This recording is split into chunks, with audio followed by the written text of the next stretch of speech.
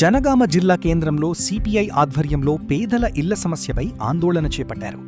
రాష్ట్ర ప్రభుత్వం పేదలకు ఇళ్ల పట్టాలు ఇవ్వాలని, ప్రభుత్వ భూముల్లో నివసిస్తున్న పేదల ఇళ్లను కూల్చివేయడం ఆపాలని డిమాండ్ చేస్తూ జిల్లా కలెక్టర్ కార్యాలయం ఎదుట ధర్నా నిర్వహించారు.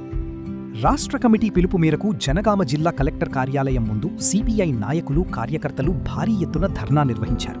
ఈ సందర్భంగా మాజీ ఎమ్మెల్యే, సిపిఐ జిల్లా కార్యదర్శి సిహెచ్ రాజారెడ్డి మాట్లాడుతూ, కాంగ్రెస్ ప్రభుత్వం అధికారంలోకి రాకముందు పేదలకు ఇళ్లు, ఇంటి స్థలాలు అందిస్తామని ఇచ్చిన హామీలను వెంటనే అమలు చేయాలని డిమాండ్ చేశారు.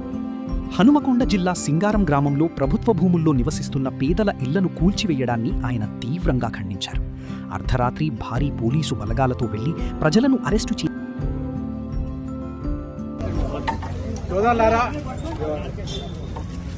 ఈ రాష్ట్రంలో కాంగ్రెస్ ప్రభుత్వం అధికారం వచ్చిన తర్వాత పేదవాడికి ఇల్లు లేనటువంటి వాడు ఉండకూడదని చెప్పేసి ఒక మాత్ర లక్ష్యం నిర్ణయించారు.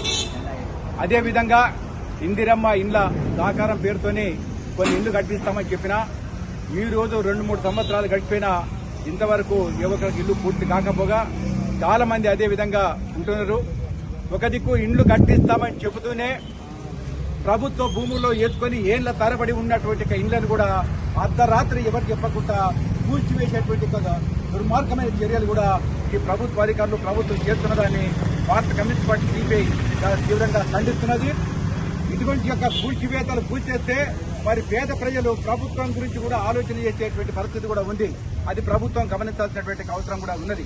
అందుకోసమే ఈరోజు ప్రభుత్వం పేదవాడి ఇంటి కళ నెరవేరుస్తామని చెప్పిన దాంట్లో భాగంగా ప్రభుత్వ స్థలాల్లో ఇళ్లు వేసుకునేటువంటి వాళ్లకు ఇండ్ల పట్టాలు ఇచ్చి ఇండ్లు నిర్మించాలని, జాగ లేనటువంటి వాళ్లకు జాగ కొనిచ్చి ఇండ్లు నిర్మించాలని చెప్పేసి, అదేవిధంగా రాజకీయాలకు అతీతంగా అన్ని గ్రామాలలో గ్రామ సభలు ఏర్పాటు చేసి పేదవాళ్ళందరినీ నిర్ణయించి వాళ్ళందరికీ ఇళ్లు కట్టించేటువంటి చర్యలు చేపట్టాలని చెప్పేసి భారత కమ్యూనిస్ట్ పార్టీ డిమాండ్ చేస్తుంది. అలాగే ఇవాళ కంచెరపల్లి గ్రామంలో డబుల్ బెడ్రూమ్లు దళితులు చాలా మంది అక్కడ ఉంటున్నారు. తేలు పాములన్నీ వచ్చేటువంటి పరిస్థితి కూడా ఉంది. అందుకోసమే అక్కడ కరెంటు సమస్య, మంచినీటి సమస్య కల్పించాలని ఇప్పటికే పలుమార్లు అధికారులకు మెమోరాండాల ద్వారా తెలియపరచడం జరిగింది. తక్షణమే వారి సమస్య కూడా పరిష్కరించాలని చెప్పేసి మేము ప్రభుత్వాన్ని, జిల్లా అధికారులను కూడా కోరుతున్నాం. అదేవిధంగా అనేక చోట్ల గుర్తెలు వేసుకునేటువంటి వాళ్లకు పట్టాలు ఇచ్చి వాళ్ళ యొక్క ఇళ్లను కాపాడాల్సినటువంటి బాధ్యత ప్రభుత్వానికి ఉన్నది.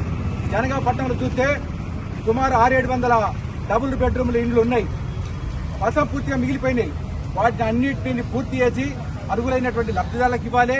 ఎక్కడైతే పేదలు ప్రభుత్వ భూముల్లో గుర్తెలు వేసుకున్నారో వాళ్ళందరికీ పట్టాలు ఇచ్చి ఇల్లు నిర్మించాలనేటువంటి డిమాండ్ చేస్తాబోతున్నాం. ఇవాళ ప్రభుత్వము రాజకీయాల భేదాలనేటువంటిది మర్చిపోయి ప్రజాప్రభుత్వం అని చెప్తున్నారు. కాబట్టి ప్రజాప్రభుత్వంగానే ప్రజల కోసం పనిచేసే ప్రభుత్వం ఉన్నట్టుంటే ఇల్లు లేని పేదవాడు ఉండకుండా గ్రామాల్లో ఊరు వారిగా పేదవాళ్ళ లబ్ధిదారుల లిస్టును తయారు చేసేసి పద్ధతి ప్రకారం వాళ్ళందరికీ ఇల్లు ఇప్పించాలని చెప్పేసి కమ్యూనిస్ట్ పార్టీ డిమాండ్ చేస్తున్నది.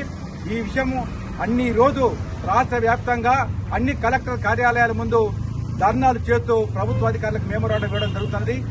వచ్చి ఈ నెల 6వ తారీఖు నాడు ఇందిరా పార్క్ దగ్గర రాష్ట్ర వ్యాప్తంగా పెద్ద ఎత్తున ధర్నా కార్యక్రమం నిర్వహించేసి తర్వాత భవిష్యత్తు కర్తవ్యం కూడా నిర్వహించుకుంటామని చెప్పి ప్రభుత్వం తెలియజేస్తున్నాం. పేద ప్రజలను ఆడుకోవాల్సినటువంటి బాధ్యత ప్రభుత్వం ఉంది. ఇక్కడ అధికారులు వీళ్ళందరూ కూడా గుర్తించాల్సినటువంటి అవసరం కూడా ఉన్నది. ఇవాళ జనగామ జిల్లాకు వచ్చే ఒక ప్రత్యేకమైన పరిస్థితి ఉన్నది. పేదవానికి ఇండ్లు మంజూరు చేశారు, కానీ ఇసుక కొనాలి, మొరము కొనాలి, ఇసుకలో ఎక్కడికి వచ్చి తెలవాలనేటువంటి ఎక్కడ ఏ జిల్లా లేనటువంటి నిబంధనను మన జిల్లాలో ఇక్కడ అధికారులు పెట్టడం అనేటువంటిది చాలా బాధాకరమైనటువంటి అంశం. వెంటనే ఆ నిబంధన వాళ్ళని ఎత్తేసి ఇళ్ల కావాల్సినటువంటి యొక్క ఇసుకను, మొరమును ఫ్రీగా జరిగించేటువంటి పద్ధతి కూడా ఉండాలి. ఇటుక కూడా ఫ్రీగా వచ్చేటువంటి పద్ధతి ఉంటే ఇళ్ల నిర్మాణం పూర్తి అవుతుంది. లేనిపోని యొక్క అడ్డంకులు కల్పిస్తూ ఇళ్ల నిర్మాణం జరగకుండా ఉంటే ఇది చాలా ఇబ్బందికరమైనటువంటి అంశం.